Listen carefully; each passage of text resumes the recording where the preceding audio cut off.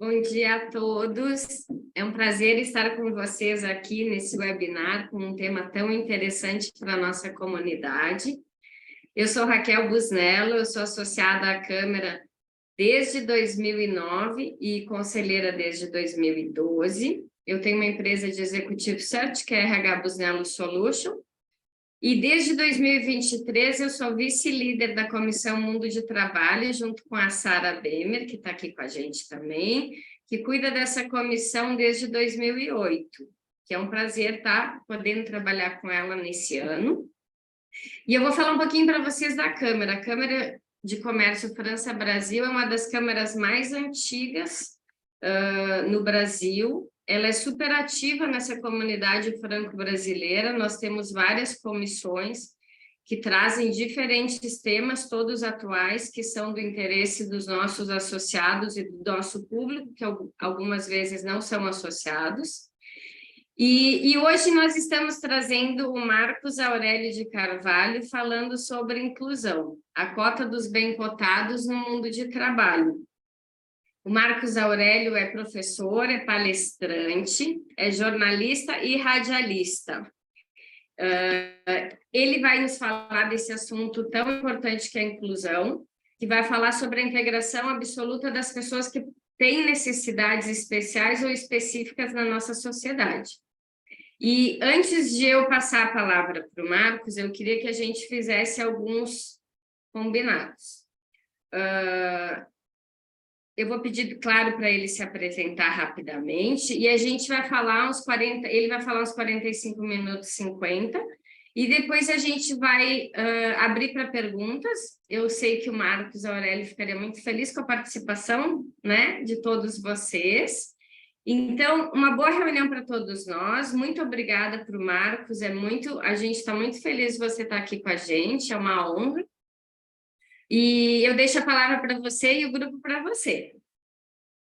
Muito obrigado, Raquel Busnello, muito obrigado, Sara, Adriana, toda a equipe da Câmara de Comércio França-Brasil. Uma grande honra estar com vocês. Uma curiosidade, eu moro em São Paulo há 16 anos, vou completar agora em julho, mas hoje, excepcionalmente, eu estou falando aqui do Rio de Janeiro e quero já agradecer aqui a Contudo Mídia, que é uma empresa de uma pessoa com a qual convivi quando eu já era apresentador da Rede CBN, e ele era uma criança de 8 anos que sentava ao meu lado no estúdio, filho da Pelé das produtoras, que é a Adriana França, a melhor produtora de rádio com a qual eu trabalhei. E quando eu disse, gente, eu vou ter que estar no Rio, porque eu vou dar media training, que é uma das coisas que eu faço, media training à tarde, segunda e terça, o que eu faço? Aí, prontamente, Rafael ofereceu aqui a parceria com a Contudo Mídia para daqui eu fazer essa palestra para vocês. Então, agradeço a ele, ao Douglas Emanuel, que vai ser meu técnico de som e imagem aqui. Hoje já está sendo, né? Já viabilizou aqui essa estrutura, gente, muito chique, muito especial, aqui na região da Glória, já a região central do Rio de Janeiro, centro, quase caminho já para a Zona Sul. Então, muito obrigado a eles e muito obrigado à Câmara de Comércio França-Brasil pelo convite, é uma grande honra. Obrigado, conselheiros, obrigado. Sei que aqui temos gestores de RH, diretores de RH, sei que aqui temos gestores de diferentes áreas, coordenadores, gerentes, coordenadoras, gerentes e pessoas que vieram também a partir do convite, que não são necessariamente da Câmara de Comércio França-Brasil, mas estão aqui com a gente. Então, dizer que é uma grande honra. E eu quero propor a vocês, Raquel já falou de algumas bases, alguns critérios, né, do nosso bate-papo, eu quero propor um outro. Eu posso ser interrompido por perguntas, não tem problema nenhum, mesmo nesse primeiro bate-papo. E, como diria a aeromoça, ou o comissário ou a comissária de bordo, vou tentar tornar esse nosso voo o mais agradável possível. Antes mesmo de contar uma pequena historinha da minha vida, que tem tudo a ver com o que a gente vai falar, eu quero contar uma história anterior, que é a seguinte. Nos anos 90, justamente nessa época em que o Rafael tinha 8 anos de idade, ficava lá no estúdio comigo, naquela época ainda no Rio, na CBN Rio, havia algumas pessoas que diziam assim, quem ficar mantendo na redação da rádio máquina de escrever vai perder o emprego, porque já os computadores já estavam implantados, instalados, e essas pessoas estavam certas. E eu me lembro de um colega, sem citar nomes, que aliás é um colega que eu quero muito bem, mas que ele tinha fobia ao computador. E isso provocou o desemprego estrutural dele. Então, só tomar uma aguinha aqui, peraí. As empresas, né, constroem histórias que têm a ver com cada tempo, com cada recorte de tempo. Então, o bate-papo que eu vou ter com vocês hoje vai começar com uma provocação. Assim como as máquinas de escrever que ficaram obsoletas na década de 90 e o colega funcionário que perdeu o emprego porque tinha fobia do computador, as empresas que não implantarem esta lógica inclusiva sobre a qual vamos falar hoje, eu já percebi aqui entre vocês que tem algumas empresas representadas aqui que já fazem uma política inclusiva e acessível, mas algumas empresas vão perder o trem da história. Porque o mercado está percebendo que os talentos das pessoas com deficiência, eles têm muito a contribuir, não apenas para a lógica da diversidade dentro da empresa, não apenas para que um aprenda com o outro, como vocês vão, né, trocar ideias comigo aqui, eu vou mostrar um pouquinho para vocês sobre como funciona como a pessoa sem deficiência ganha com essa convivência também. Mas além disso, além de tudo isso, a própria construção do resultado da empresa dependerá dessa diversidade. Sem essa diversidade, não haverá resultado. Então, é essa a provocação. Bom, eu nasci aqui, onde eu estou hoje. Eu moro em São Paulo há 16 anos, mas nasci aqui no Rio de Janeiro, no Complexo do Alemão. Sim, eu fui um menino de comunidade pobre, que eu estudei quase a minha vida inteira em escola pública, inclusive na universidade, no curso de jornalismo, na UFRJ, no mestrado, na UF, o meu mestrado foi numa universidade pública também, mestrado em comunicação. Eu nasci já com a deficiência que eu tenho, minha mãe teve rubéola na gravidez, então já nasci com catarata e glaucoma secundado a catarata. Perdi meu olho direito inteiro globocular quando eu tinha 7 anos de idade, tinha acabado de fazer 7 anos, e o olho esquerdo eu tenho somente 10% de visão. Para trabalhar no rádio, eu tenho que usar esse outro óculos de leitura, às vezes, quando a letra é muito pequenininho, sobrepor um ao outro. E quando eu fui repórter de esporte, sim, eu fui repórter de futebol na Rádio Tupi do Rio, que aqui no Rio disputa a liderança com a Rádio Globo no futebol. Quando eu era repórter de futebol e outras coisas que eu tenho que enxergar de longe, eu fui repórter de futebol de 84 a 92, eu usava essa lupa aqui, só olho esquerdo, que eu não tenho olho direito. Resumindo a história, porque o tema não é o Marcos Aurélio, mas eu acho que a minha história é uma roladinha de bola para o que a gente vai falar. Resumindo a história, eu me apaixonei por rádio e por dar aula, e eu costumo dizer, aos 61 anos de idade, 3 filhas, 3 netos, e já começando aí a aceitar a ideia de uma bisneta, eu costumo dizer que eu sou um cara de amores correspondidos, gente, porque eu me apaixonei por rádio, por educação e por jornalismo, e por gestão de gente. E são as 4 coisas que faço na vida. Atualmente, eu coordeno um programa de empregabilidade de pessoas com deficiência, coordeno de maneira interina até setembro, que é o programa Ágora, que é um programa internacional financiado por uma fundação espanhola, Fundación Once para la Solidaridad con las Personas Cegas e com Baixa Visão da América Latina, Fundação Once para a Solidariedade com as Pessoas Cegas e com Baixa Visão da América Latina, e sou coordenador de uma ONG, que é por esta ONG que eu me represento aqui nesta palestra, né? Eu não estou falando pelo Ágora nessa palestra, nem pela Organização Nacional de Cegos do Brasil, da qual sou jornalista, e nem pela União Latino-Americana de Cegos, da qual sou responsável pela área de comunicação. Eu aqui estou falando como UNIR. UNIR, com 2 R's, é uma ONG que eu e uma companheira querida que infelizmente faleceu no ano passado, a Valéria, fundamos em 1995. E é por ela, pela UNIR, é que eu vou contar um pouquinho essa história para vocês. Que história? A história desse projeto que toda empresa ou já devia ter, ou já devia estar começando a planejar, ou já devia estar se movimentando para começar a planejar. E repito a provocação do início. Assim como os que resistiram à máquina de escrever nos anos 90, as empresas que não estiverem alinhadas com essa política, elas vão perder o trem da história. Porque o mercado e até mesmo os consumidores de produtos e serviços, os consumidores vão exigir isso, vão perguntar. Não é assim, gente. Existem pesquisas muito consistentes, já desde a primeira década dos anos 2000, que dizem que 10% dos consumidores já levam em conta a responsabilidade social da empresa para escolher um produto. e aceitam até pagar um pouquinho mais por causa dessa responsabilidade social. A mesma lógica vai valer para a inclusão. Sua empresa é inclusiva? Sua empresa é diversa? A diversidade, tanto étnica, quanto de gênero, quanto de pessoas com deficiência, está representada? Essa diversidade da sociedade brasileira está representada dentro de sua empresa? É sobre isso que vamos falar.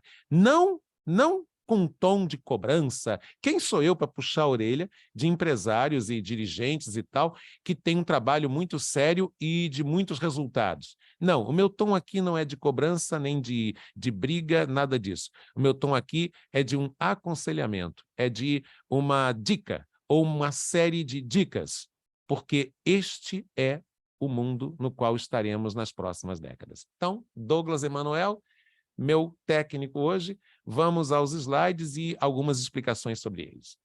Estamos falando de quê? Do mundo do trabalho. Eu fiquei tão feliz, gente, quando Raquel disse que o setor na Câmara de Comércio França-Brasil se chama mundo do trabalho. É o termo que eu sempre amo usar. É disso que estamos falando. De qual mundo do trabalho queremos na era da cota dos bem-cotados. Qual é a brincadeira com a cota dos bem-cotados? A gente tem no Brasil, aliás, vai fazer aniversário agora, no final de julho, a Lei de Cotas, que é de julho de 91. Só que a lei de cotas, no começo, foi utilizada por muitas empresas e por erros de fiscalização e de aplicação da lei, foi usada sem que as pessoas sejam bem cotadas. Ou seja, sem que as pessoas com deficiência sejam usadas para que promovam o talento da pessoa com deficiência dentro da empresa. No começo, e ainda existem esses vícios em algumas empresas, hoje menos, mas ainda existem, no começo era para cumprir número. O que nós na UNIR defendemos é a cota dos bem-cotados, né? UNIR é união e inclusão em redes e rádio, porque a gente treina pessoas com e sem deficiência para conviverem juntas nos meios de comunicação. A gente treina radialistas e jornalistas, estudantes de jornalismo e de rádio, com e sem deficiência, para que eles convivam e os sem deficiência também aprendam com os talentos de quem é estudante ou jornalista ou radialista com deficiência. Então vamos nessa, Douglas. Olha que legal. A gente pode, então, aqui um pouquinho sobre mim, coordenador executivo e professor da UNIR, e vamos seguindo. Vamos seguindo. Gente, recortes históricos. Vamos falar do recorte aqui, século XVIII, século XIX. Vou chegar o microfone um pouquinho mais perto, porque eu sou baixa visão, senão não enxergo as letrinhas. Vamos imaginar, preparem até a língua portuguesa disso. Separei isso para chocar mesmo, para dar um impacto. Imaginem isso, que estamos falando de século XIX, escritura de compra, venda e quitação de escravo que fazem Francisco Leite Guimarães e Luiz Alves de Oliveira aos 6 dias do mês, reparem o acento agudo em mês, de fevereiro de 1874, na cidade de Paraíba, reparem o Y em Paraíba do Sul, no cartório do segundo ofício. O nome da escrava era Umbrelina, cor preta e tal. Ainda usava a expressão Umbrelina, cor preta, e assim vai. Por que eu estou mostrando isso para vocês? Eu estou mostrando isso para vocês para dizer o seguinte: caramba, a gente hoje lê algo assim, ainda que tenhamos muitos desafios para superar o racismo no Brasil, mas mesmo esse país que ainda tem muitos episódios de racismo, a gente lê algo assim, isso choca, né? O ser humano ser vendido como se fosse um troço, um produto, e para quê? Para ser escravizado. Hoje em dia ainda temos casos específicos de trabalho análogo à escravidão. Mas quando a gente lê um negócio desse, é chocante. Eu vou fazer aqui, vou brincar de bola de cristal e vou dizer para vocês, daqui a 50 anos, quando as pessoas comentarem que existiam escolas em que estudavam cegos, ou escolas de surdos, ou escolas para pessoas com outras deficiências, segregados dos demais estudantes, a reação vai ser a mesma. A mesma reação que vocês e eu temos quando lemos isso aqui: caramba, que absurdo, era assim que era tratado um ser humano. Daqui a 50 anos, no máximo, talvez até antes, vamos dizer assim: caramba, quer dizer que existiam escolas em que o cego estudava separado dos demais? Quer dizer que existiam empresas que eram... vamos botar os cegos para trabalhar no artesanato. Nada contra artesanato. Aí ficava só cego trabalhando com cego e quem não era cego só trabalhando com quem não era cego? Esse será o choque.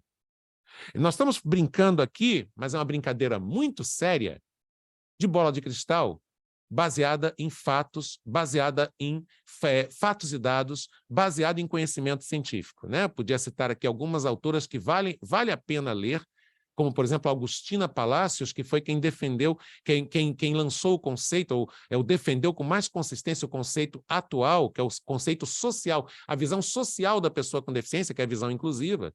Podia citar a doutora Eugênia Gonzaga, do Ministério Público de São Paulo, que lançou em 2004 o livro Direito da Pessoa com Deficiência e Igualdade na Diversidade, do qual eu tenho a honra de ser um dos 2 prefaciadores, e tantos outros livros que falam desse exercício de futurologia que estamos fazendo. Falam de passado, presente e para onde caminhamos. Pode seguir, Douglas? As 4 etapas do mundo. Então, vamos fazer um passeiozinho pela história, né? A pessoa com deficiência, ela gerou diferentes percepções ao longo da história da humanidade. Eu vou me prender mais ao chamado mundo ocidental, porque tem mais a ver com a nossa realidade. Então, estamos falando aqui de Europa e depois das Américas, estamos falando desses mundos mais próximos da nossa realidade. As 4 etapas do mundo ocidental na relação com as pessoas com deficiência. A primeira etapa é aquilo que Agustina Palacios chama de prescindência, ou seja, você podia prescindir da pessoa com deficiência. É desnecessário, a pessoa com deficiência não é necessária, a gente pode abrir mão dela, porque ela não é produtiva. E em algumas outras sociedades, e até em algumas etnias, mais do que isso, a eugenia e o infanticídio. Ou seja, até pouco antes da idade de Cristo, muitas civilizações pensavam na pessoa com deficiência como, nasceu criança com deficiência. Não, isso é Aí via ou pelo lado religioso ou pelo lado do castigo ou pelo lado da improdutividade. Não, pode matar. É isso mesmo, em algumas sociedades, até aquela época, se falava em matar as crianças que nasciam com deficiência porque elas eram, primeiro, um castigo de Deus, seria um castigo, e segundo, porque elas seriam um problema, porque não eram produtivas. Essa era a lógica. Então, a pessoa com deficiência não serve, não é produtiva. Na maioria das sociedades, essa pessoa com deficiência era exterminada, vista como um castigo. Agora, o que nós vamos fazer aqui? Nós vamos percorrer a história para falar de uma escadinha positiva. O processo é evolutivo.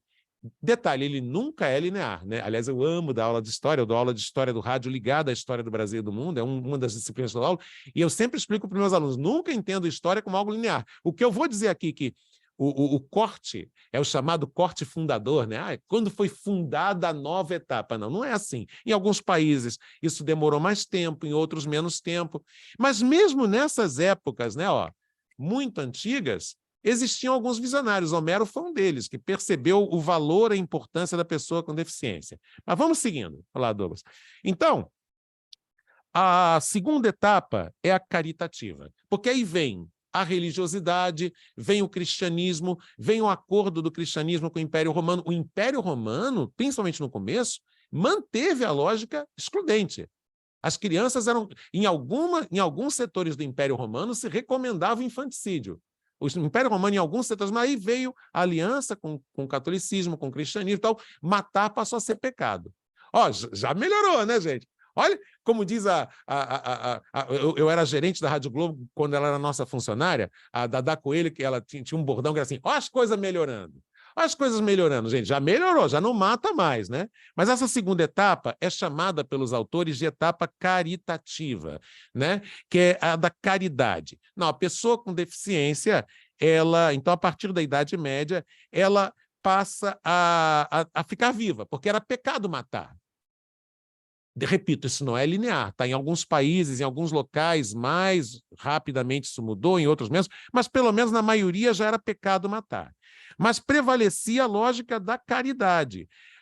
A pessoa com deficiência ficava isolada. Daí toda a literatura, né, gente? Vamos pensar no Corcunda de Notre Dame, toda a literatura, vocês vão reparar que a pessoa com deficiência é apresentada, a pessoa que não é vista socialmente como normal. A literatura daquela época, a pessoa com deficiência é apresentada como alguém que fica isolado, né? Isolado, ou na torre, ou na casa e tal. Essa é a segunda etapa. Vamos para a terceira etapa. Bom, a terceira etapa é a etapa da integração, né? A etapa da integração também chamada de percepção da pessoa com deficiência no modelo médico ou reabilitador. Aí já deu uma subidinha, né? Isso aí já é século XVIII e XIX. Aliás, no século XVIII existia um filósofo francês vanguardista chamado Diderot. Curioso é que eu moro num condomínio em São Paulo, em que uma das torres se chama Diderot. Diderot foi fantástico. O Diderot já na França, ó, há um francês aí, gente, chiquérrimo, maravilhoso. Diderot já tinha toda uma filosofia de defesa dos talentos das pessoas com deficiência.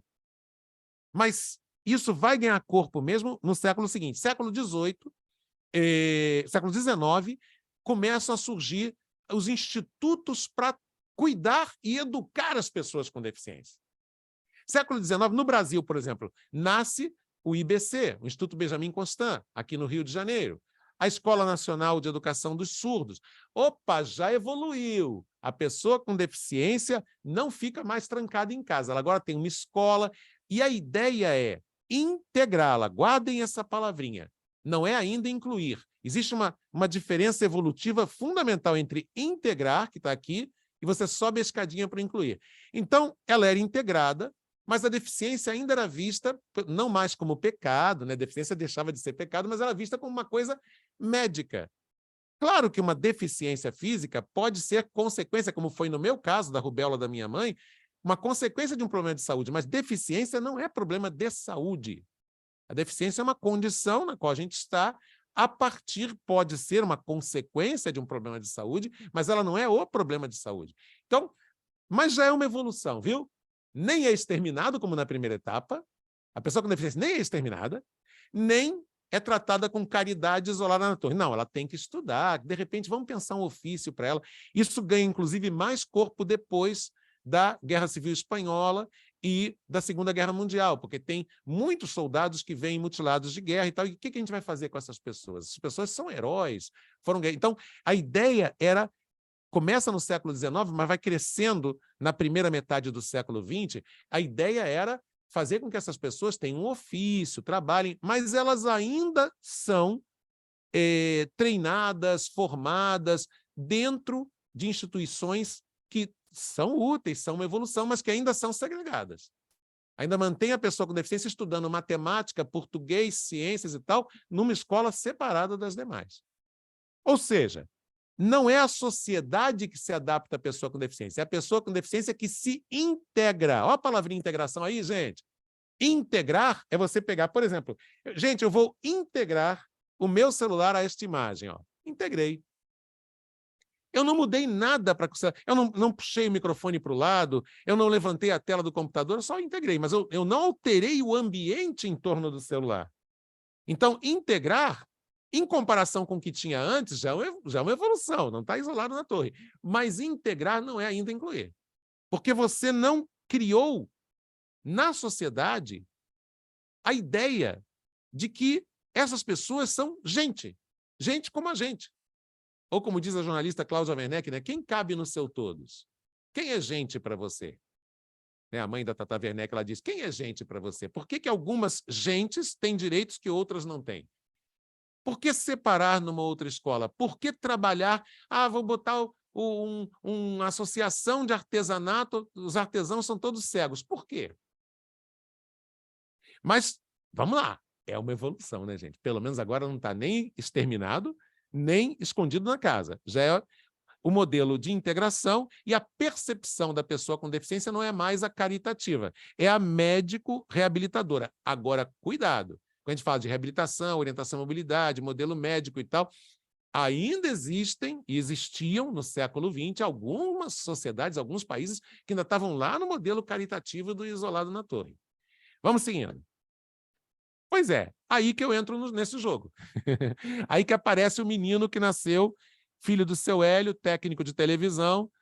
O meu irmão tem 11 meses mais do que eu, meu irmão que me deu carona para cá, para o Contudo Estúdio, Contudo Mídia. O meu irmão, que não tem deficiência visual, eu nasci 11 meses depois com deficiência, aí o seu Hélio, que conserta rádios e TVs, a minha casa era cheia de aparelhos de rádios e TVs, e minha mãe, dona Marli, me teve em 1961, quando a oftalmologia no Brasil não era ainda muito desenvolvida. Mas eu entrei no mercado de trabalho nessa etapa, na etapa integracionista. Mas por sorte ou persistência minha, mas também muito por uma postura do meu pai, da minha mãe e do meu irmão, principalmente desses três, e me emociona falar disso sempre, eu sempre me emociono quando falo disso. Esses três, mesmo numa época integracionista, eles já tinham uma postura inclusiva. Alguns tios, não. Eu tinha os tios capacitistas. O que é capacitismo? Capacitismo é um tipo de preconceito no qual a pessoa já parte do princípio que você, por ter uma deficiência, não serve para determinado ofício, para determinada tarefa, para determinada profissão, para atravessar a rua sozinho. Você, sem ter as informações de que a pessoa pode ter vida independente, vida autônoma, você já parte do princípio que não pode. E eu tinha os tios bem capacitistas, um em especial, que dizia para o meu pai, em festa de aniversário, quando eu era criança, dizia assim, ih, Hélio, tira o Marquinhos da escola é perda de tempo. Com essa visão que ele tem, o máximo que vai conseguir é ser, ele dizia isso, ascensorista de elevador. Eu brinco com meus alunos em sala de aula, que eu digo assim, não ia deixar de usar a minha voz, né? Segundo andar, lingeries. Terceiro andar, lanchonetes.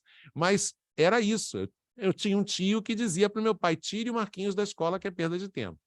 Esse tio ainda estava lá na Idade Média, né? Nem estava na era integracionista, a cabeça dele estava lá na Idade Média.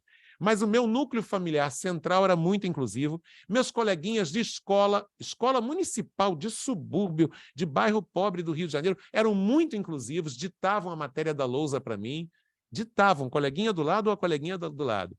Eu lembro até hoje dos nomes deles, né? Gracelina, César, Carlos Augusto, Lucelena, ditavam a matéria da lousa para mim. A professorinha primária, que por uma coincidência tinha o mesmo nome da minha mãe, Dona Marli Machado era minha professora, Marli de Almeida, minha mãe. Ela ampliava as letras à mão, porque esse óculos de leitura e essa lupa só foram surgir na minha vida na quinta série do antigo curso primário. Então, as letras eram ampliadas à mão pela minha mãe, pela tia Marli e, eventualmente, pela tia Ieda, que era uma professora que vinha da Secretaria Estadual de Educação, da Secretaria Municipal de Educação, para fazer esse trabalho de sala de recursos e de apoio. Eu, portanto, sempre estudei na escola regular. Vamos seguindo.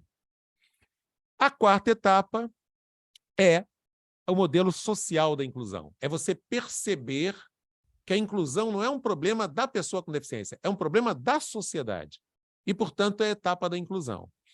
Ela começa a ser construída em alguns debates já nos anos 80, em nível mundial, mas ganha corpo numa conferência da ONU de 1990, ganha mais corpo ainda, no caso do Brasil, com a Lei de Cotas, em 92, com a Convenção do Compacto da Guatemala, e ela vai crescendo, esse conceito vai crescendo até virar a nossa querida convenção. A Convenção sobre os Direitos da Pessoa com Deficiência, a CDPD, sancionada, aprovada nas Nações Unidas em dezembro de 2006. O Brasil foi signatário da CDPD e depois, em 2008 para 2009, o Brasil fez a reafirmação, né, a confirmação, porque há uma diferença entre você assinar um tratado e você ratificar esse tratado. Você assina um tratado, você está dizendo que concorda com ele. Isso o Brasil fez em 2006. Você ratifica o tratado pelo Congresso Nacional 2008-2009, você está dizendo que não apenas concorda com o tratado, mas se compromete a aplicar o tratado. E foi justamente esse compromisso do Brasil que gerou a nossa LBI, a Lei Brasileira de Inclusão, chamada por alguns de Estatuto da Pessoa com Deficiência, que é uma lei de 2015. Isso é uma mudança de paradigma, e é dessa mudança que nós vamos falar aqui, para que ninguém aqui nesse bate-papo, vou falar baixinho assim, que isso agora eu vou contar um ótimo segredo para vocês. Vamos falar de que tem de diferente nessa era inclusiva, que a percepção deixa de ser a caritativa, não é mais a da caridade, nem é mais a da integração, é a percepção social, ou seja, é a sociedade que tem que mudar. Vamos falar sobre isso agora, para que nenhum de vocês, amigas e amigos que estão acompanhando a gente agora, nenhum de vocês fique se sentindo depois no futuro como aquele cara da máquina de escrever no meio de uma redação cheia de computadores. Que, aliás, é um cara que eu gosto muito, não vou citar o nome dele, em respeito, por carinho e por reconhecimento profissional. Mas pintou essa fobia nos anos 90. Eu não quero que pinte essa fobia em vocês, eu quero que a gente pense juntos essas soluções. Vamos lá, Douglas. Incluir é romper, né? É superar a fase, romper, superar a fase integracionista e a percepção médica do deficiente, da pessoa com deficiência. A pessoa com deficiência não é mais percebida como médica, como não vai mais no código CID, ainda vai, o chamado Código Internacional de Doenças, por uma lentidão que o Brasil teve de 2016 para cá, para pôr na prática o que está previsto na LBI. A LBI está previsto que aquele códigozinho, sabe aquele código CID que o médico faz para dizer que, olha, o Marcos Aurélio tem 10% de acuidade no olho e tem uma prótese no outro. Esse código será substituído pela avaliação biopsicossocial da deficiência, que é o novo modelo, é o modelo previsto na LBI. Já tem uma comissão trabalhando nisso, que é um modelo que vai levar em conta a sua posição dentro da sociedade, que eu digo da pessoa com deficiência. Vai levar em conta questões biológicas, mas também vai levar em conta como você, quer dizer, pessoa com deficiência, se sai dentro desse seu universo. Como é que você se movimenta dentro disso? Como é que você se organiza para a sua autonomia, para a sua vida autônoma, para a sua acessibilidade, para a sua independência, para a sua inclusão? Então, nós já temos um modelo que será implantado no lugar do Código CID, que é a avaliação biopsicossocial da deficiência. Inclusão muda as posturas dos que não têm deficiência. Inclusão é uma mudança de paradigma. É disso que eu falei com a história da máquina de escrever, é disso que eu falei quando citei a leitura da venda de escravo e disse, isso é chocante, né? Então, quem não seguir esse modelo daqui para frente, daqui a alguns anos será cobrado. Será cobrado, vão dizer assim, caramba, por que você não fez isso? Todo mundo estava fazendo e você não? Todo mundo usando o computador e você na máquina de escrever? Nós já saímos da era do extermínio da pessoa com deficiência e da eugenia, né? E da lógica da prescindência, de que a gente podemos abrir mão, prescindir da pessoa com deficiência. Nós já saímos da lógica caritativa e temos que sair totalmente, ainda tem alguns setores que ainda estão presos a ela, a era integracionista, que já deveria ter acabado nos anos 90 do século passado. Vamos seguindo, Douglas, querido. Inclusão é contar com. Então, qual exercício que eu vou fazer aqui com vocês? Em caráter bem resumido, que bom, estamos num horário ótimo. Em caráter bem resumido, eu vou dizer o que muda aqui, bem resumido. Agora eu vou chegar um pouquinho mais pertinho, que eu sou baixa visão, para poder enxergar a minha própria letra aqui, a letra que eu digitei. O que nós vamos fazer em cada setor? Nas famílias, nas empresas, nas cidades, né? Eu deixei as empresas para o final, porque eu estou falando com empresários, e aí eu quero empresários, gestores, gerentes, coordenadores, diretores, e aí eu quero deixar para o final para ter uma conversa muito especial sobre esse sexto grupo, que é o grupo dos empresários. Mas, vamos lá, pessoas com deficiência. O que tem que mudar em nós? Nós também temos que mudar, né? Pessoas com deficiência que não querem ser tratados como coitadinhos com privilégios, nem como heróis. Ai, olha, gente, eu tenho horror daquela... Oh, Marcos Aurélio é um exemplo. Isso aí é péssimo, porque dá uma ideia de que só algumas pessoas que são exceção é que têm o direito de se incluir no mercado de trabalho e no mundo do trabalho. A história do exemplo é péssimo, porque fica parecendo que a gente é exceção, quando, na verdade, nós deveríamos ser a regra. Toda empresa deveria promover, animar, capacitar, apostar, acreditar no talento de pessoas com as mais variadas deficiências. Então, nem heróis, nem coitadinhos, queremos vida independente, autonomia, defesa e garantia dos nossos direitos. Essa é a menina com deficiência. Esse é o menino com deficiência desse novo momento, da visão social da deficiência. A menina com deficiência dessa nova etapa, o menino com deficiência dessa nova etapa, não pode ser o autopunitivo, coitadinho, porque cria para si mesmo uma armadilha. Por isso que a primeira orelha que eu puxo aqui é a orelha de nós mesmos. É a orelha no sentido figurado, gente, eu detesto puxar a orelha de qualquer pessoa. Primeira orelha que eu puxo é da pessoa com deficiência, porque muitos ainda estão nessa lógica de coitadismo. O que muda nas cidades? Tudo. Porque se você passa a ter uma visão social da deficiência, simplesmente, por exemplo, não pode ter calçada sem rampa. Tem até um slide lá, eu passei rápido, mas que eu falo do sinal. Vou contar essa história aqui. Douglas, pode voltar um pouquinho para mim aqui na câmera para eu contar essa história rapidinho, que é o negócio do sinal sonoro. Então, na Unir, nós damos aula para pessoas com e sem deficiência. A primeira turma que eu dei aula, em 1995, na Unir, 1995. Aliás, um dos meus alunos é cego total e atualmente é produtor da rede CBN aqui no Rio de Janeiro, Marcos Rangel. Ele que marca entrevistas, que faz lá um quadro sobre direitos do consumidor, que anota as reclamações que as pessoas têm de problemas na cidade do Rio de Janeiro. E nessa turma que tinha o Marco Rangel, tinha uma menina, eu em respeito a ela, porque eu não sei se ela gostaria que eu contasse essa história citando o nome dela, eu não vou citar, mas tinha uma menina cega que dizia assim para mim: professor, está tudo errado, né, professor? Eu falei: o que está errado, fulana? Assim, pô, será que essa gente acha que a gente não toma caipirinha, que a gente não vai para o motel, que a gente... Eu falei: por quê, fulano? Quase que eu falo o nome dela. Por quê, fulano? Ela falou: não, professor, porque só tem o sinal sonoro para cego na frente do IBC, do Instituto Benjamin Constant. Quer dizer que cego só pode ir de casa para o instituto, do instituto para casa. E se a gente quiser atravessar a rua para ir para o motel, transar? Ela falava assim mesmo. Tem sinal sonoro? Se a gente quiser atravessar a rua para tomar uma caipirinha. E ela está certíssima. Quer dizer, as cidades ainda estão... Claro que isso já está melhorando. Por isso que eu digo, a história é um processo evolutivo lento e gradual, mas é evolutivo. A lógica das cidades ainda é a lógica integracionista. A cidade é assim, você que se integre, você que se vire. Não. Na sociedade inclusiva, as lógicas das cidades têm que ser lógicas preparadas para a diversidade humana. Não pode um ponto de ônibus não ter recursos, ainda mais hoje que a tecnologia é fácil. Não pode um ponto de ônibus não ter um recurso de áudio, seja um aplicativo do celular que se acople ao ônibus, como já existe essa tecnologia, seja um pequeno alto-falante no ponto de ônibus que anuncie que o ônibus está chegando.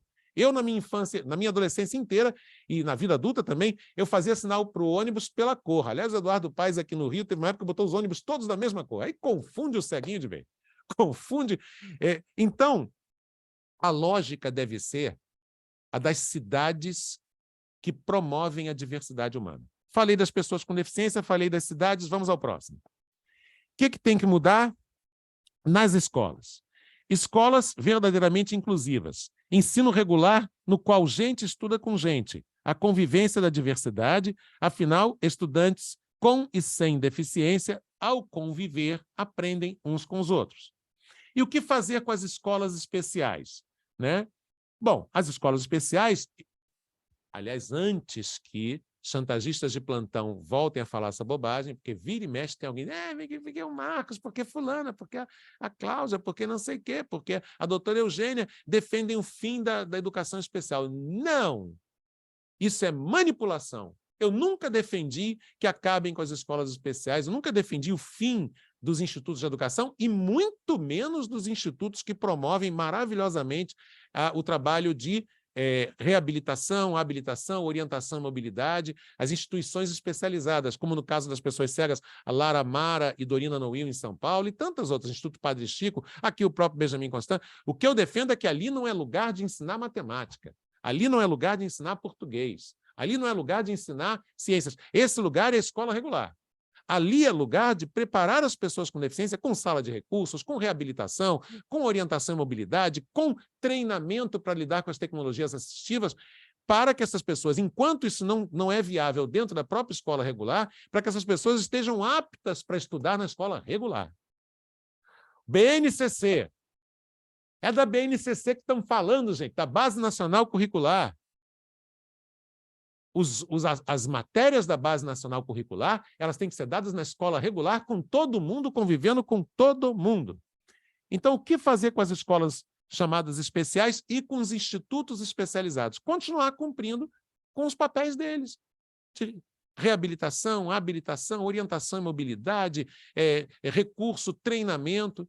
Mas a hora de estudar matemática, ciência, eu quero que a Patrícia aprenda com a Joana, que é cega, mas que é muito boa de matemática, e a Patrícia, que não é cega, não é boa de matemática, mas a Patrícia é boa de português. Aí a Patrícia ensina para a Joana, que é cega. Pô, eu me emociono.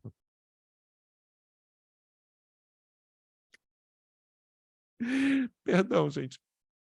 É porque eu vivi isso. Eu vivi isso, isso é possível. Eu vivi isso.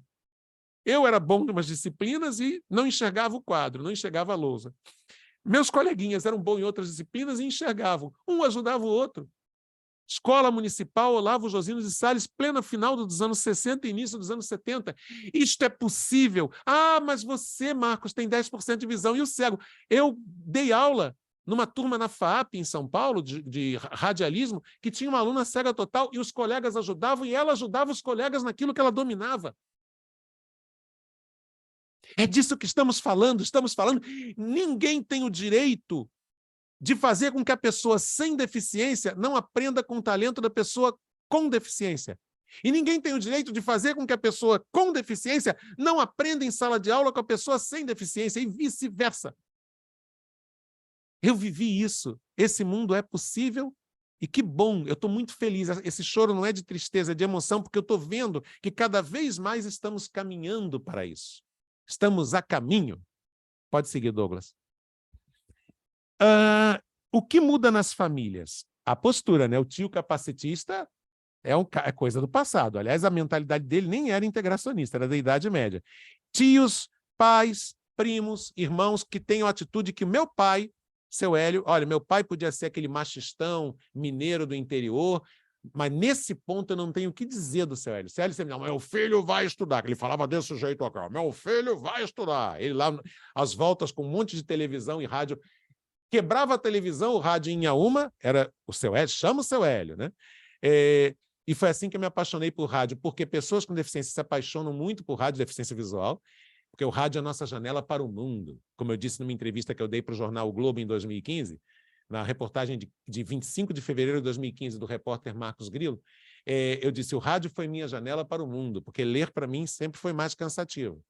E o meu pai, a minha mãe, Dona Marli, e meu irmão, Hélio Ricardo, sempre me estimularam a estudar misturado com todo mundo. Mesmo no final dos anos 60 e início dos anos 70. Bom, e guardei para o final o nosso bate-papo com vocês, gestores de empresas, porque esse percurso histórico ajuda a gente a situar todo o resto. Todo o restante que vamos dizer aqui. E resto aí não no mau sentido da palavra, todo o restante, todo o conteúdo que vem agora.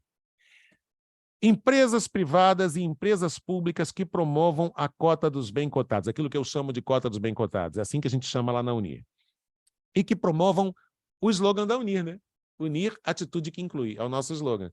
Atitude que inclui é essa atitude de receber com carinho e tentar buscar soluções para a convivência com as pessoas com deficiência. Eu estou agora no meio de um processo de negociação de apoio, aí não é pela Unir, é pela ONCB, Organização Nacional de Cegos do Brasil, de apoio ao Hospital Albert Einstein num processo de inclusão de pessoas com deficiência. Eu agora estou como interino na coordenação de um programa internacional no Brasil de empregabilidade de pessoas com deficiência, que é o Programa Ágora, financiado pela Fundação ONCE, da Espanha. E a Unir, eu sempre trabalhei com turmas. Eu só não vou mostrar aqui o vídeo de 6 minutos, mas depois vou mandar o link para vocês.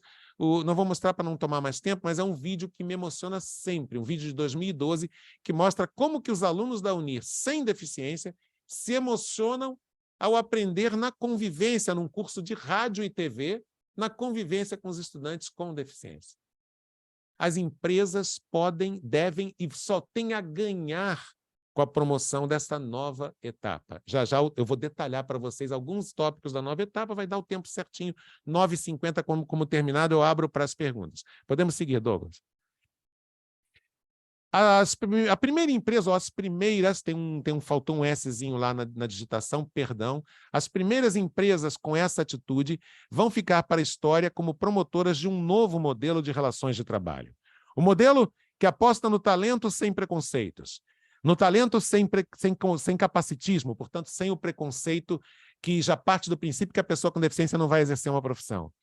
Do talento sem superproteção. Do talento sem privilégio. Nós não queremos privilégio algum. Nós queremos direitos. Né? E direito a gente quer inteiro, não pela metade. A gente quer, né? Inteiro e não pela metade, como dizem os titãs. Um modelo de ajustes razoáveis, esse é o termo. A empresa deve fazer os chamados ajustes razoáveis que estão previstos na LBI e na Convenção para ter o talento da pessoa com deficiência ali dentro. Ajustes razoáveis, estrutura acessível, ou seja, computadores com programas de áudio. Hoje em dia tem tanta tecnologia, gente, para garantir acessibilidade, é colocar em prática. Vamos seguindo, querido Douglas. Vamos esclarecer algumas dúvidas. Nem pessoas com necessidades especiais, nem portadores. Eu usava esses termos até 2002 nas minhas palestras, depois eu percebi que era um equívoco, nenhum problema de quem usa, nenhum problema. A gente está na vida num aprendizado permanente. Mas por que que é um equívoco?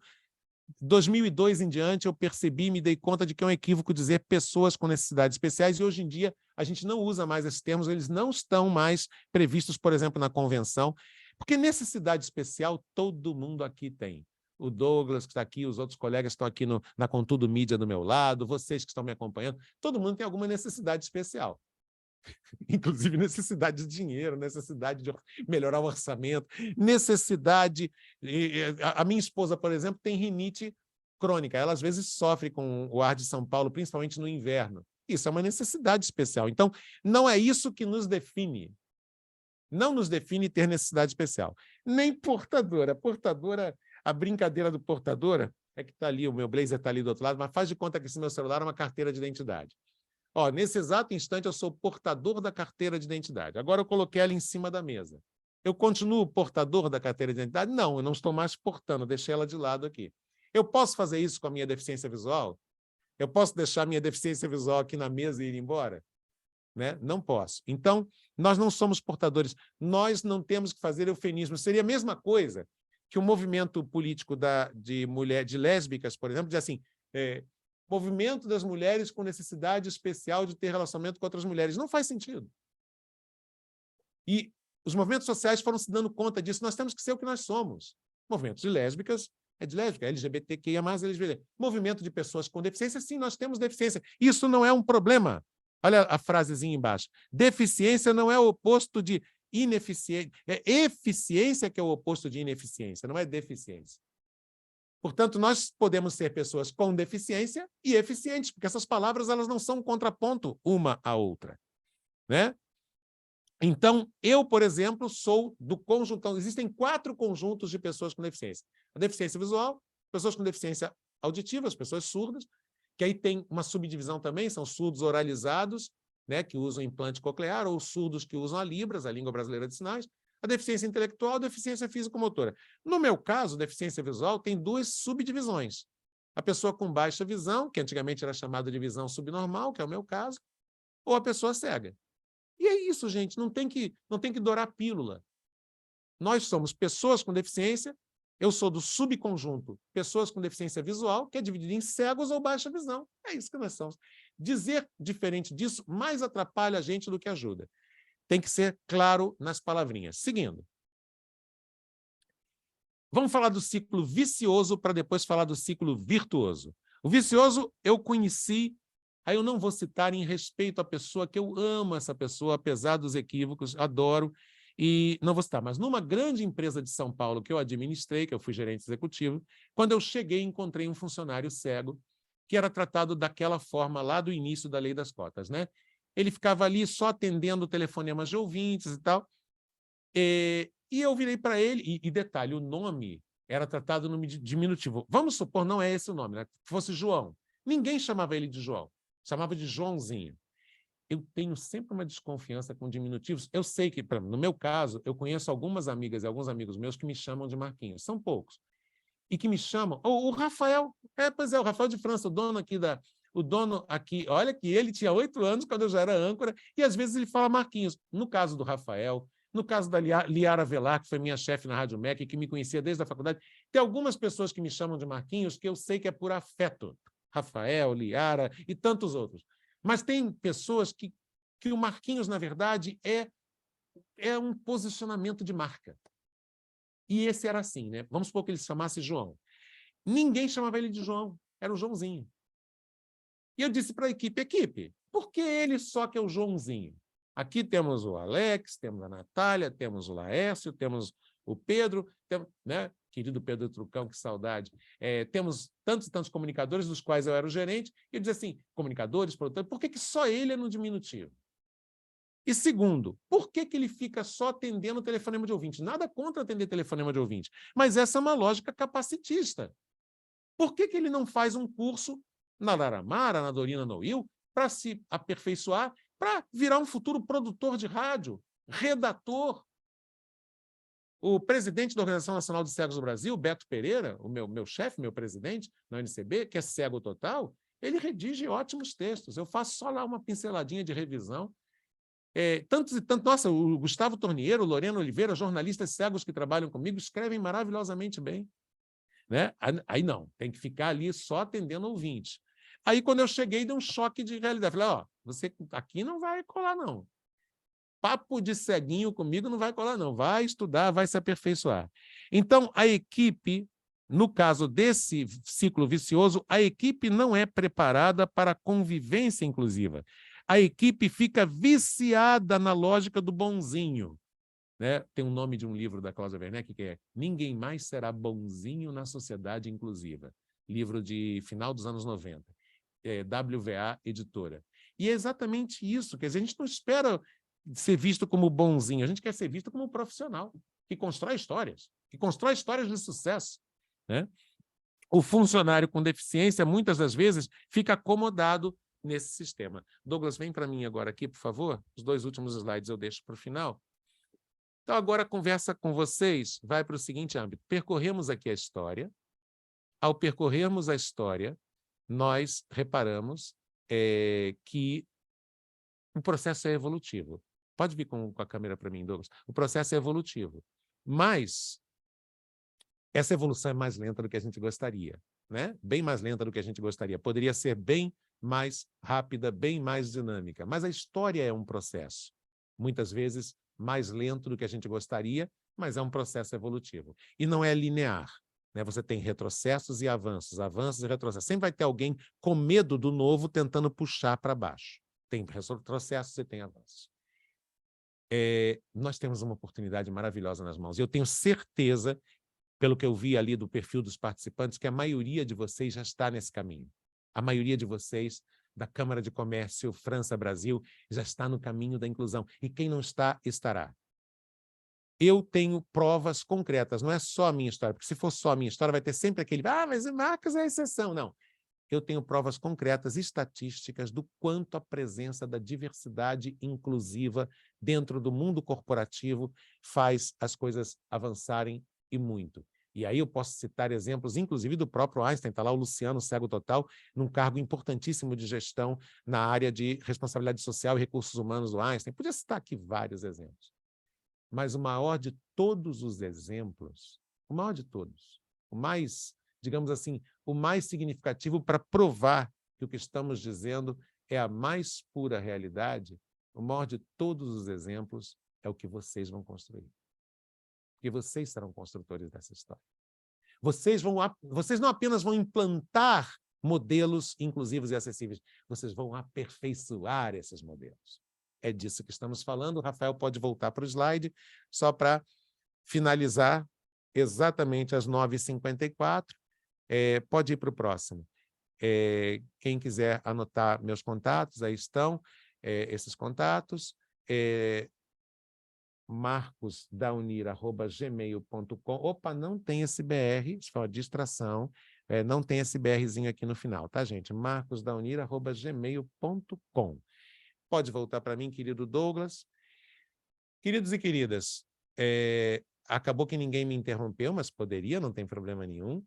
Raquel Busnello, devolvo para você e fico absolutamente à disposição para perguntas, provocações, questionamentos e até para que vocês discordem de mim e digam que tudo que eu falei aqui foi uma grandíssima bobagem. Raquel, é com você. Marcos, eu quero aproveitar, né, para agradecer esse momento, toda essa palestra que você nos deu. Eu também fico emocionada, porque é realmente muito interessante. Que eu gostaria também de agradecer a presença de todos que participaram. Também queria convidar para as próximas reuniões e deixo aberto para perguntas. Quem quiser interagir com o Marcos, aproveitar, já que a gente também viu na resposta do questionário da inscrição que muitas empresas já estão nesse processo de inclusão. Então, a gente deixa aberto para quem quiser discutir, conversar um pouquinho com o Marcos e tirar suas dúvidas.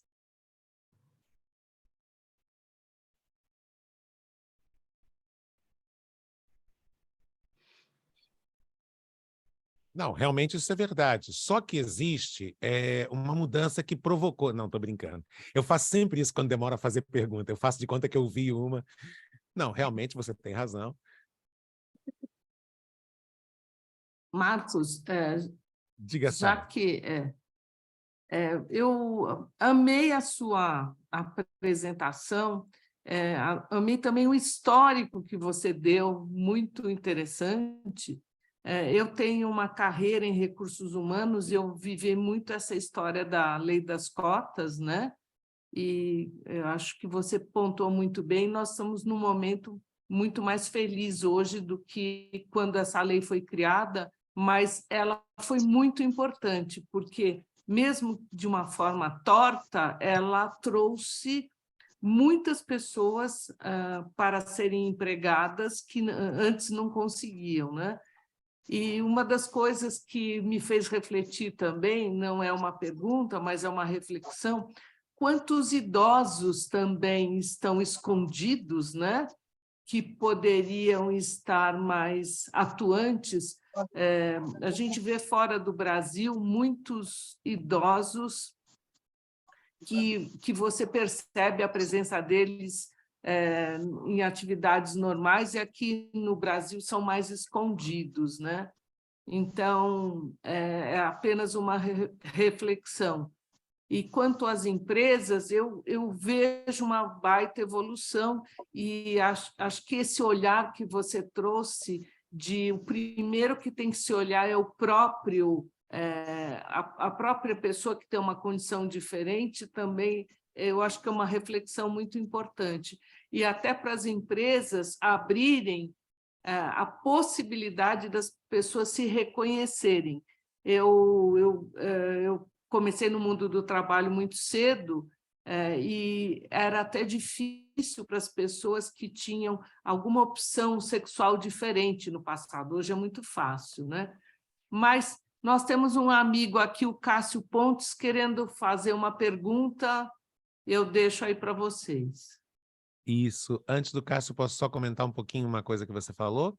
Bom, sobre você ter dito que gostou do acompanhamento do processo histórico, eu vou deixar agora, entra o meu lado acadêmico, né? Vou deixar dicas de bibliografia para vocês.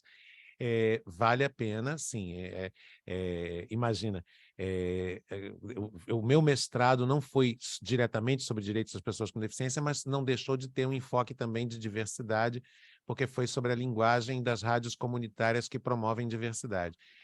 Então, eu tenho essa coisa de... Eu gosto sempre de deixar aqui algum legado de boas dicas de leitura, tá? Já que você falou que gostou da parte histórica, Sara.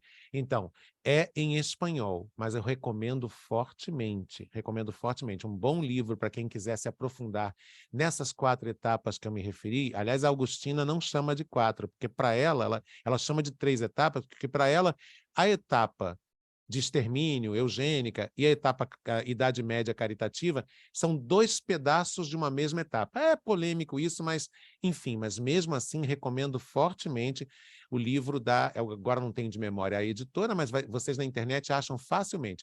A autora se chama Augustina Palacios, como se escreve Palácios em português também, Augustina Palacios, e o nome do livro é El Modelo Social de la Deficiencia. Vale muito a pena porque ela conta justamente toda essa história até chegar ao modelo social, que é o modelo inclusivo, e ela dá mais ênfase ao modelo social, que é o atual. Mas ela também percorre essa história.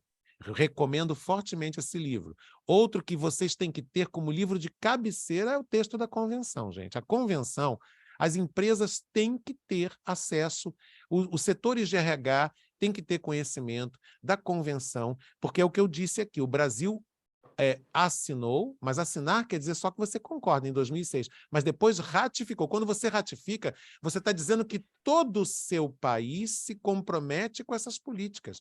Então, são compromissos assumidos. E a LBI, a Lei Brasileira de Inclusão, que é consequência também dos movimentos sociais, das lutas sociais, mas também da convenção, que também é consequência das lutas sociais.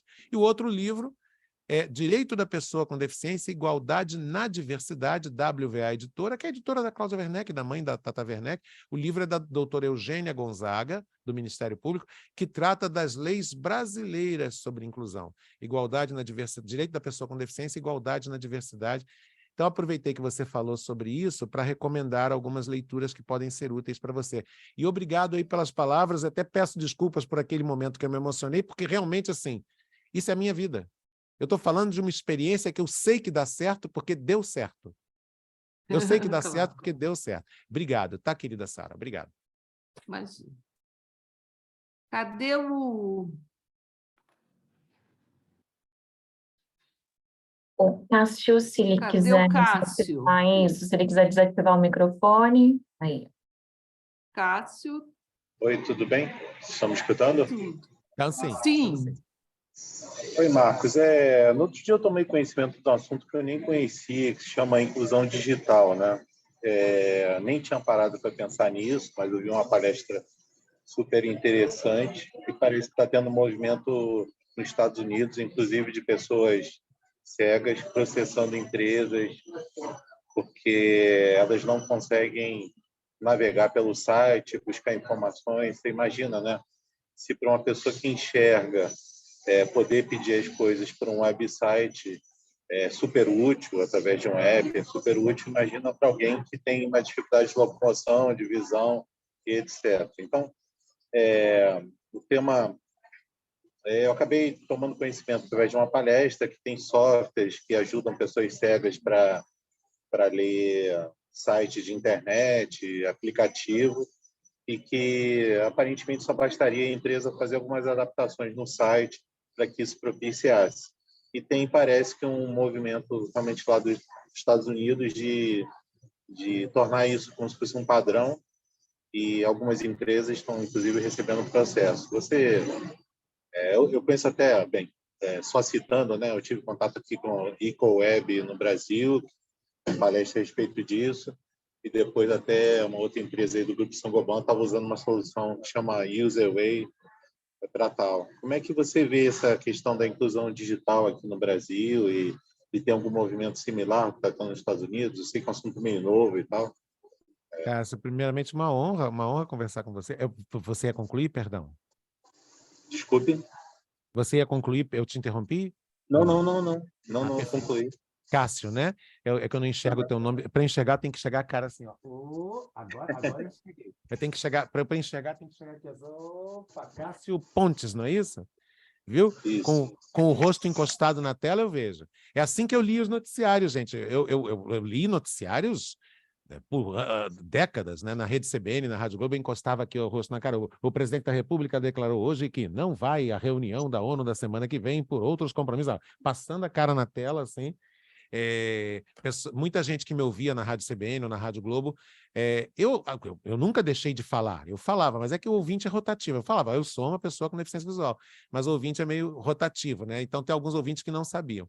Cássio, vamos lá, nem precisa ir tão longe nos Estados Unidos. Gente, antigamente as empresas tinham desculpas, né? Ah, mas a tecnologia é muito cara. Ah, mas... Olha, eu trabalho numa organização de pessoas cegas que usa direto o NVDA, que é um programa de... Tem o NVDA, tem o Virtual Vision, tem o 2Vox. A pessoa cega não só tem em áudio o seu texto, como escreve, sabe as letrinhas, sabe o que está digitando. Vocês precisam ter acesso aos parágrafos escritos pelo Gustavo Torniero, pela Lorena Oliveira, pelo Wesley Gamaliel, pelos jornalistas e radialistas da nossa rádio ONCB, o som de todas as vozes, que é a Rádio da Organização Nacional de Cegos do Brasil. Vocês vão ficar assim, pasmos, porque a pessoa não imagina os parágrafos todos montadinhos, tudo formatado, bacaninha, para uma pessoa cega total. E outra coisa, aí mesmo, né, aí onde eu moro, e a maioria de vocês também, aí em São Paulo, tem empresas que fazem esse trabalho de consultoria e de avaliação de se a empresa está realmente sendo inclusiva ou não. A NTT Datacorp, por exemplo, que tem até ex-alunos meus da Unir lá dentro, né? Um deles, o querido Heber Anacleto, né? Então, que fazem essa avaliação de se a empresa está sendo ou não acessível, se está promovendo a inclusão digital. Tem avaliadores como o Movimento Web para Todos, da querida Simone Freire, da Suzeli Damasceno, como a Espiral Interativa, a empresa que encontra soluções para isso. Então, no Brasil mesmo, nós temos parceiros que podem realizar esse trabalho e da melhor forma possível, alguns mais voltados para os setores que não podem pagar, outros para setores que têm como pagar um serviço de qualidade. Então, isso tudo está à mão. Antigamente, a desculpa era é muito caro e muito difícil encontrar quem entenda. Hoje em dia tem um monte de gente, ainda mais aí, na nossa cidade, né? Que eu nasci aqui no Rio, mas eu adotei São Paulo como minha cidade. Ainda mais em São Paulo, nós temos um monte de gente que eu posso ajudar vocês nesse networking para cada uma das situações, né? Mas primeiro a gente tem que conquistar as vontades das pessoas. Primeiro você conquista a vontade, conquista a atitude que inclui, que eu digo, né? Que é o slogan da Uni. Aí o segundo passo é conquistou? Vamos ver o que está errado. Vamos ver o que a gente precisa implantar aqui. Mas olha, Cássio, fico muito feliz que você tenha não apenas essa consciência, como essa vontade. Muito feliz mesmo. Eu acho realmente, Marcos, que uma coisa é trazer as pessoas que têm uma determinada deficiência para dentro da empresa. A outra coisa é adequar a empresa às necessidades que essa pessoa tem. Eu acho que esse é o segundo ponto que a gente não avançou ainda muito bem. Hoje em dia, você não faz nada numa empresa que não envolva um sistema. E eu fico imaginando uma pessoa que tem uma dificuldade de leitura ficar utilizando o SAP, ficar utilizando um site para usar uma busca. E eu acho que esse caminho de tornar o ambiente mais propício para as pessoas que têm essas deficiências é um caminho que a gente tem que trilhar e rápido até, né? Uma coisa que me impressionou muito andando na Suécia, por exemplo, foram aqueles sinais que tem que o amarelo, ele em vez de aparecer só o amarelo, ele aparece um barulhinho, tic, tic, tic, tic, tic, tic, tic, tic, tic, dizendo que está amarelo. É uma coisa muito básica que a gente não vê na rua aqui. Eu falei sobre isso ainda há pouco na palestra. Você lembra a brincadeira que eu fiz da minha ex-aluna que dizia, mas por que só tem sinal sonoro em frente aos institutos de cegos? Aí em São Paulo tem.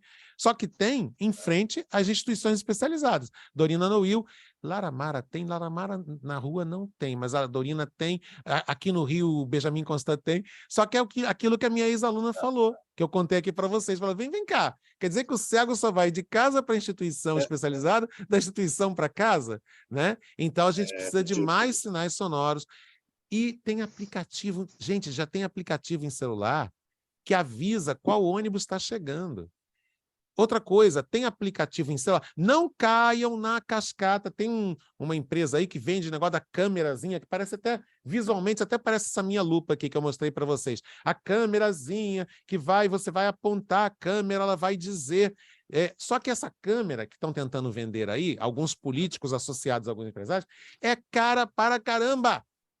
Isso é uma picaretagem. Por quê? Existem programas no celular, grátis, aplicativos. Você baixa, aponta o celular, cadeira, mesa. E se a pessoa foi cadastrada, um amigo seu, tal, memorizada na tela, vai apontar ali para o Douglas, vai dizer assim, Douglas Emanuel. Isso tem aplicativo em celular de graça. Aí tem uma empresa aí vendendo, em parceria com os políticos, negócio da câmera, não sei das quantas, feita em Israel.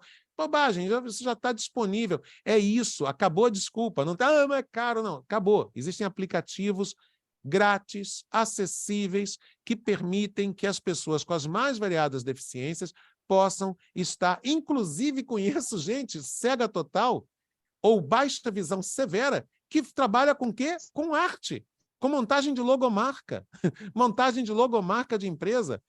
Né? Meu querido Ricardo Mello, meu querido Leonardo Gleison aí em São Paulo, entrem no canal YouTube chamado Inclunet, que é do Leonardo Gleison e da esposa dele, da Simone. 2 cegos, um casal de cegos que tem um bebê que não é deficiente visual. Eles educam o bebê. Entrem lá. Então, assim, é isso, Cássio. Nós temos agora as ferramentas que antes, e a preços acessíveis e tal, que antes, há 2 décadas atrás, não precisa muito longe, não, há 15 anos atrás, eram impensáveis. Então, até aquela velha desculpa de que é muito caro para a empresa comprar, até essa velha desculpa perdeu o sentido. Muito bom. Muito obrigado, Tom. De nada. Excelente palestra. Muito obrigado pelas palavras. Mais alguém? Eu sou a Corrina. Bom dia, Marcos. Eu sou a diretora da Câmara de Comércio França Brasil. E eu perdi um pouco do início da palestra, mas eu acho que o essencial eu capturei.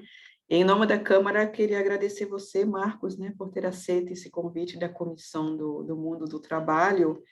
Eu acho que sua apresentação, além de emocionante, né, muito rica em informações, foi também super esclarecedora. Eu não sou uma expert do tema, eu trabalhei com inclusão na empresa de onde eu venho, onde eu passei quase 25 anos da minha vida, e a gente trabalhava todos os pilares da inclusão. Eu me lembro, né, desse pilar da inclusão das pessoas com deficiência. É um pilar onde nós progredimos, né, bastante. Eu acho que a visão das pessoas, a atitude dos colegas realmente evoluiu, mas eu vejo também a dificuldade que a empresa tinha para preencher, né, vagas, né, encontrar profissionais no mercado com ambas, com a capacitação, né, ou a formação necessária para poder preencher as vagas. Eu não sei, né, de onde vinha o problema, eu não era diretamente envolvida com esse tema, mas eu vi que era um desafio.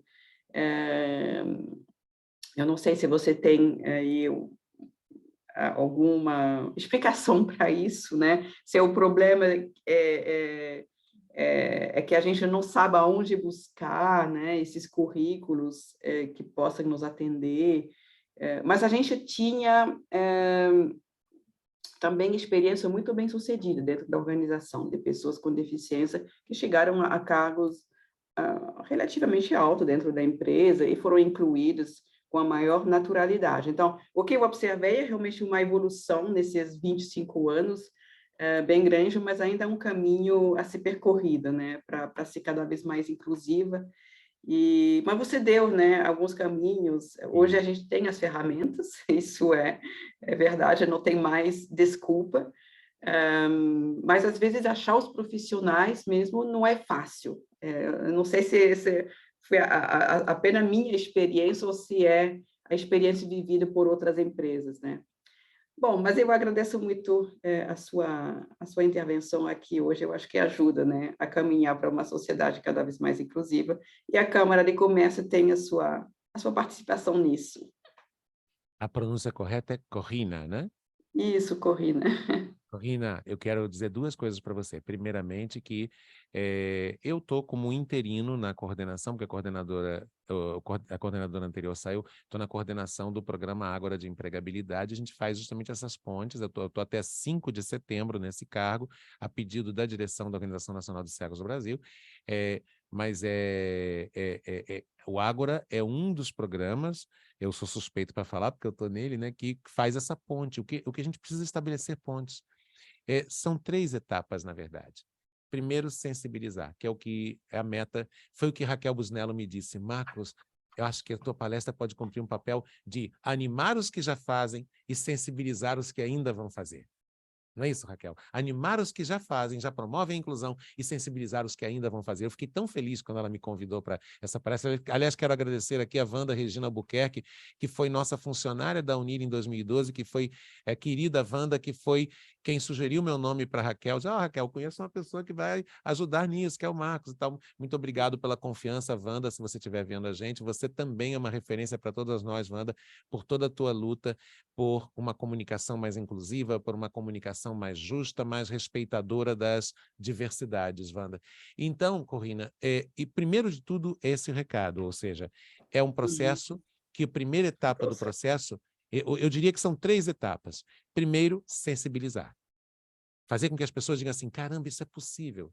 Eu espero que eu tenha deixado um grãozinho de areia dessa etapa agora aqui, nesse bate-papo de hoje, do sensibilizar. Assim, para isso que eu queria, contar a história, o processo histórico e sensibilizar para a etapa da sociedade inclusiva, da visão social da deficiência, de que a sociedade é que tem que se adaptar à nossa existência e não nós à existência da sociedade.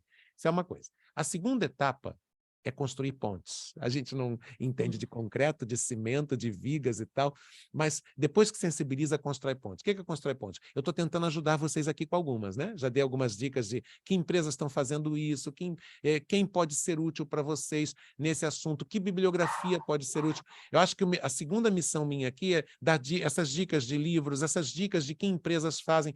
Porque, uma vez sensibilizada, usando um termo bem atual, que se bem que não é tão atual assim, bem antigo, mas ainda atualmente se usa muito, que é o networking, que é o que podemos construir de redes de contatos e de pontes. Essa é a segunda etapa. Então, ganho para o assunto? Ótimo. Que pontes eu construo, que aliados eu construo para poder selecionar pessoas capacitadas, para poder contratar bem, né? A terceira etapa é dos recursos, né? Dos recursos, da acessibilidade, dos ajustes razoáveis para que as pessoas com deficiência possam preparar a empresa, tanto no ponto de vista estrutural, quanto no ponto de vista de recursos humanos, recursos materiais humanos para receber as pessoas. Então, eu sensibilizei, eu construí pontes e aliados, eu trabalhei meus recursos humanos e meus recursos técnicos. E a terceira etapa é correr para o abraço, é comemorar a convivência vitoriosa da deficiência, da pessoa com e sem deficiência, a convivência vitoriosa da sociedade inclusiva, porque eu tenho provas, repito, de que essa convivência gera motivação na equipe e gera resultados. Aí sempre tem alguém espírito de porco que diz assim, desde que eu era pequeno, mas vai ter gente te chamando de ceguinho, de 4 olhos, como tinha na minha infância, né?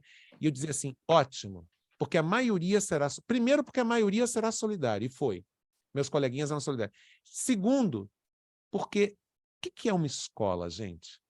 A escola não é o lugar para aprender só matemática, português. A escola é o lugar para aprender a viver em sociedade e a escola é o lugar para se preparar para o mundo do trabalho. Eu amo essa expressão. A escola é o lugar de preparação para o mundo do trabalho. Vem cá, no mundo do trabalho, esse paraplégico, essa pessoa com deficiência intelectual, essa mulher com deficiência auditiva, com surdez, seja oralizada, ou seja, uma pessoa que usa Libras, a língua brasileira de sinais, essas pessoas não vão encontrar também na empresa, tomara que a maioria, né, de gente solidária, mas sempre algum espírito de porco que vai botar apelido, que vai... A escola é um treinamento para o mundo real. Um dos muitos benefícios da sociedade inclusiva é que a criança é treinada desde cedo para conviver com a diversidade e naquilo que tem de bom e naquilo que tem de complicado também da diversidade. Só tem um jeito, por exemplo... Vou dar o exemplo do racismo. Eu conheci uma história recentemente da Adriana, que trabalha comigo na coordenação da Unir, a Adriana Massini. Ela me contou, porque ela trabalha com essa parte de gestão de conflitos em escola.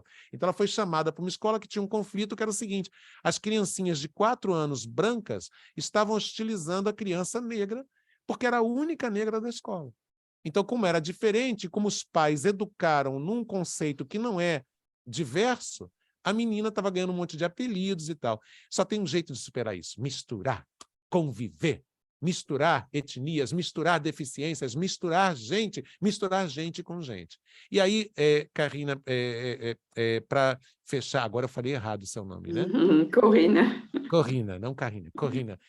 Aí, para fechar, eu recomendo fortemente, já que uma das coisas que eu quero fazer aqui é deixar recomendações de leitura, conhecer a história de um francês que me emociona. Eu brinco com a minha esposa, com a Luciana, que eu digo, Lu, a gente deveria morar no bloco de Diderot. Nada contra o Flaubert, porque o condomínio que eu moro, cada bloco, são 7 torres, cada bloco tem um nome de um francês, é o Praça dos Franceses, cada bloco tem um nome de um francês famoso.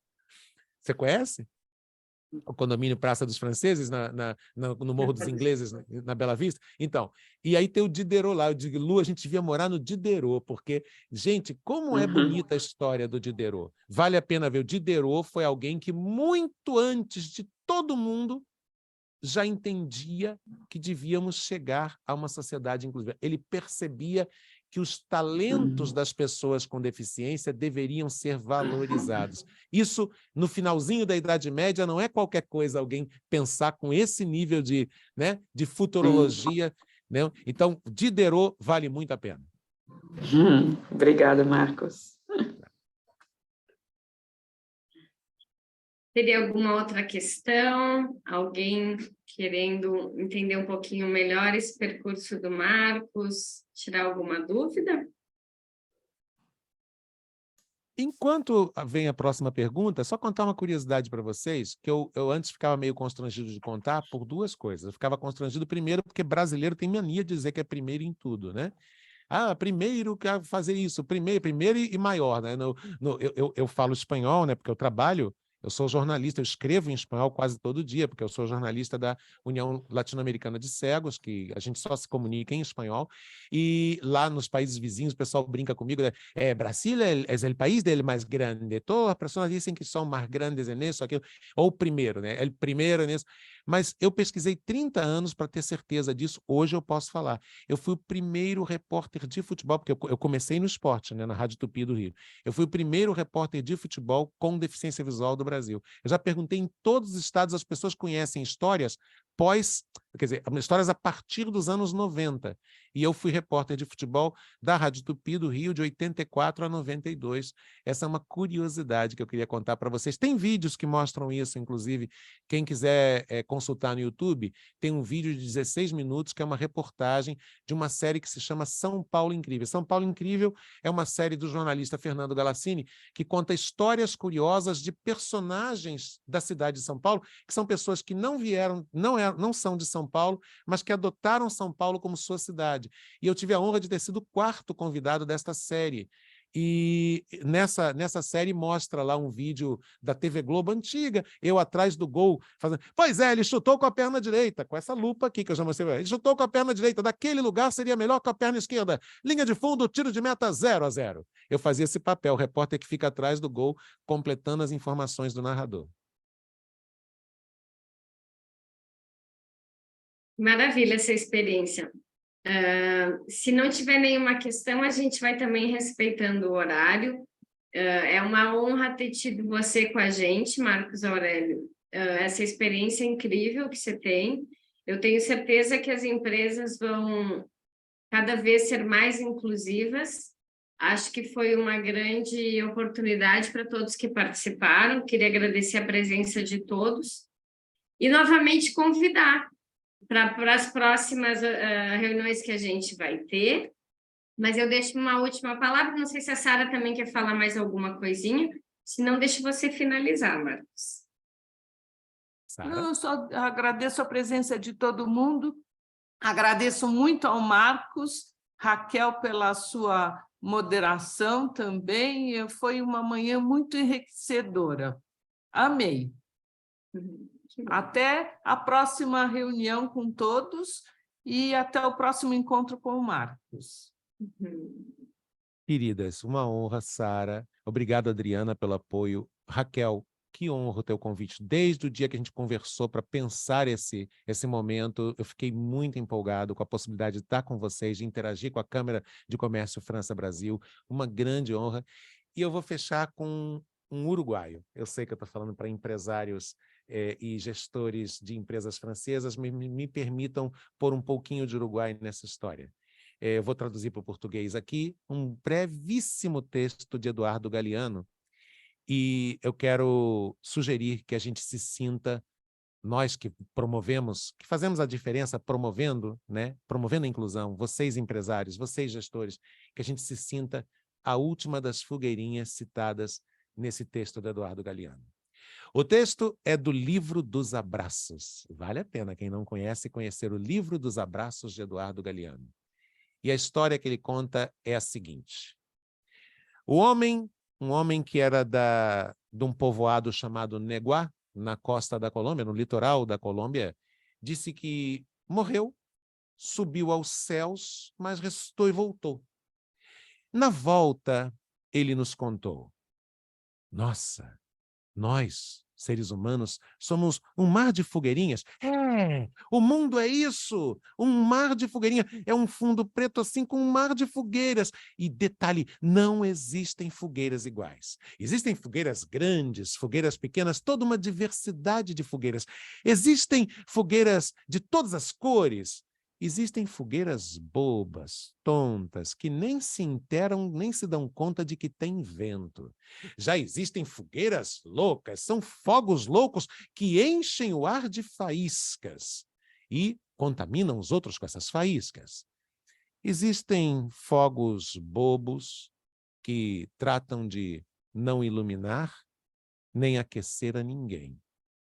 Mas existem outros fogos que são tão intensos que alguém não pode, uno não pode mirá-lo sem parpadear, ou seja, alguém não pode olhar para esse fogo grande, forte, intenso, sem pestanejar, sem piscar. Essas fogueiras são assim. Quem se aproxima, se acende. Eduardo Galeano. Essas são as pessoas inclusivas. As pessoas inclusivas são as fogueirinhas que aquecem outras fogueiras, que fazem com que a diversidade de fogueirinhas funcione numa sociedade inclusiva, de convivência, de fogos inclusivos. Muito obrigado pela honra de estar aqui. Que lindo. Obrigada a você, Marcos. Tenham todos um bom dia. E fiquem com essa mensagem do dia.